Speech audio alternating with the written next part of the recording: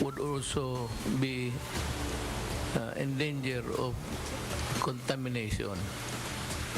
Yan ang problema dyan sa mga tao na hindi nakakaintindi nakakaintindi pero ayaw sumunod.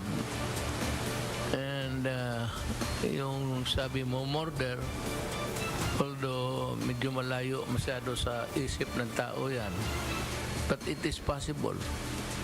If he knows that he is sick with COVID-19 and he goes about nonchalant, papasyal-pasyal ka lang dyan, you are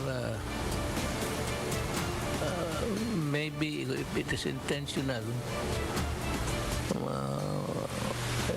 malayo yan, pero it could be murder, sabi nga ni Sal. At kung hindi, yung reckless imprudence would really mas swak doon sa sitwasyon na yun. The news day continues here on One News Now. I'm Charles Lejano. The World Bank has once again cut its growth forecast for the Philippine economy for 2021 amid the reimposition of quarantine measures. This comes as unemployment rate increased over April. Shyla Francisco joins us live from Makati to give us more details on this. Good afternoon, Shyla. So why did the World Bank cut its growth forecast again?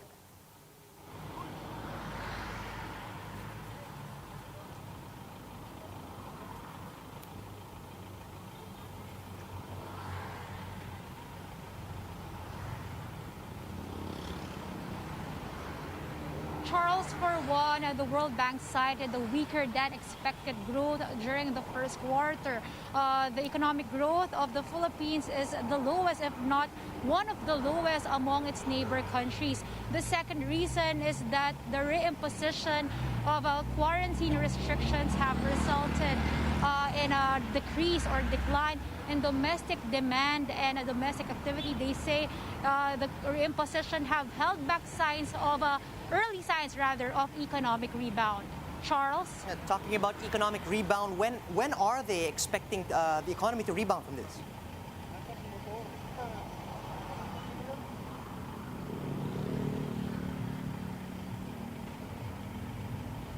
Charles? Yeah, when are they expecting to rebound from this? Charles, they are expecting the Philippine economy to recover this year before it accelerates to 5.9% in 2022 and 6% in 2023.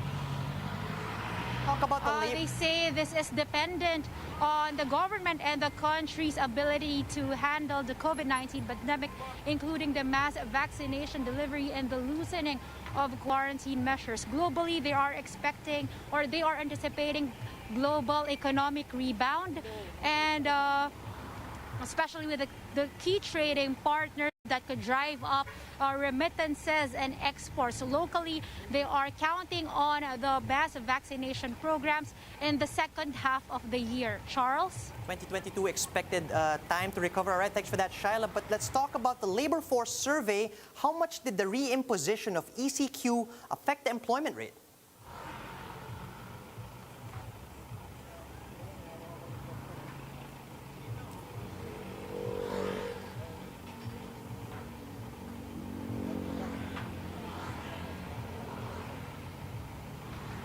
Charles, the reimposition of quarantine restrictions resulted in 4.14 million unemployed Filipinos, equivalent to an 8.7% unemployment rate.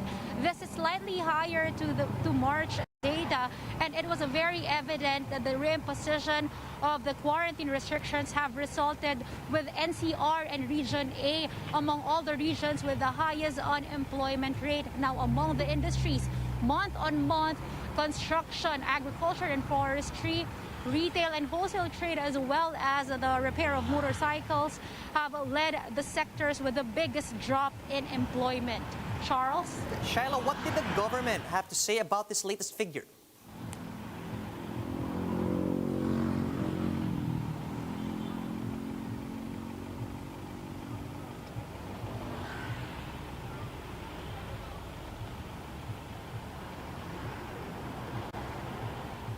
Charles, in a joint statement, the economic managers say the reimposition of ECQ and MECQ is not wasted given the decline in cases. And compared to last year, they describe the latest data as substantially better because the implementation of ECQ still allowed transportation and more sectors to operate. Moving forward, they are banking on the mass vaccination, timely implementation of the recovery package, and the loosening of quarantine to further improve the economy. Charles? Thanks for that, Shaila. That was Shaila Francisco reporting live from Makati.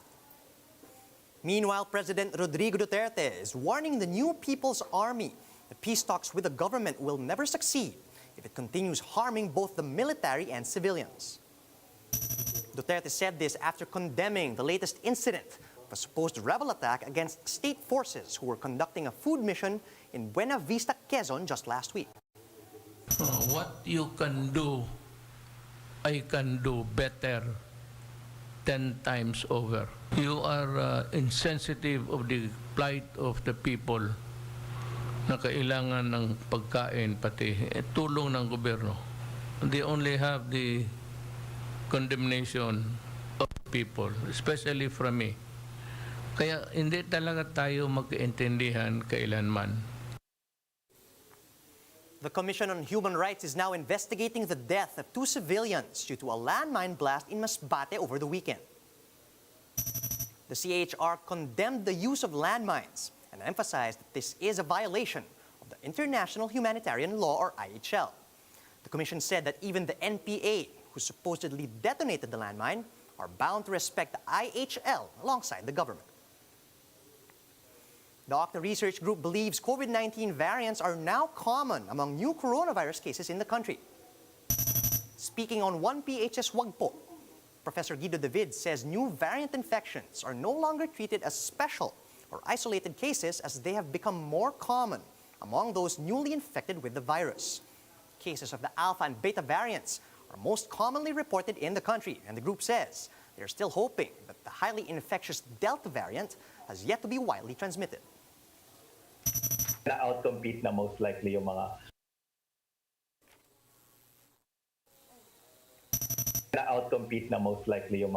original virus. So yung karamihan ngayon na kumakalat, variant na. So kumaga, kahit genome sequencing natin sila, itong mga variants na to, sila na yung kumakalat talaga. Yan yung mga dominant niya. The World Health Organization says they're now seeing a two-track pandemic due to COVID-19 vaccine inequity. WHO head Tedros Ghebreyesus says that while Western nations are protected and are talking about ending restrictions in their countries, poorer nations are still exposed to the deadly virus. That's why the WHO is renewing calls for vaccine donations to finally put an end to the pandemic. 6 months since the first vaccines were administered, high-income countries have administered almost 44% of the world's doses. Low-income countries have administered just 0.4%. The most frustrating thing about this statistic is that it hasn't changed in months. Inequitable vaccination is a threat to all nations, not just those with the fewest vaccines. We'll be back with more stories after a quick break. Keep it here on One News.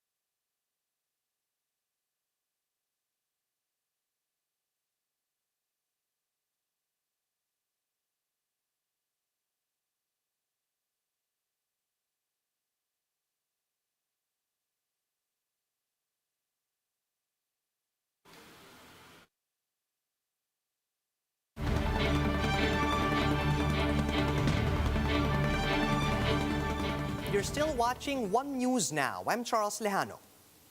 Despite limited supply, the City of Manila kicks off inoculations for the A4 priority group, or economic frontliners, today. Let's check in on the situation with Romel Lopez. He's reporting live from Manila. Romel, good afternoon. What do you have for us?